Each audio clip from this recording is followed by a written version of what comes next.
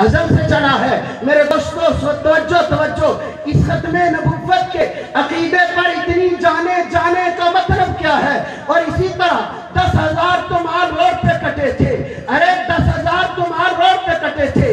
میرے سامنے تو لیا کے بازار بھی ہیں، میرے سامنے تو سرگودا کے بازار بھی ہیں، میرے سامنے ہری پور کے کوہسار بھی ہیں، میرے سامنے تو پشاور کی وادیاں بھی ہیں، میرے سامنے تو ابھی حالیہ مدرسہ جو زبیریہ تھا اس میں واقعہ پیش آیا، میرے سامنے وہ بھی ہے۔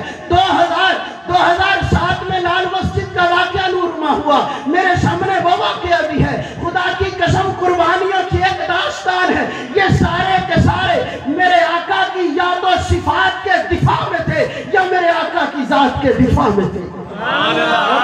کیا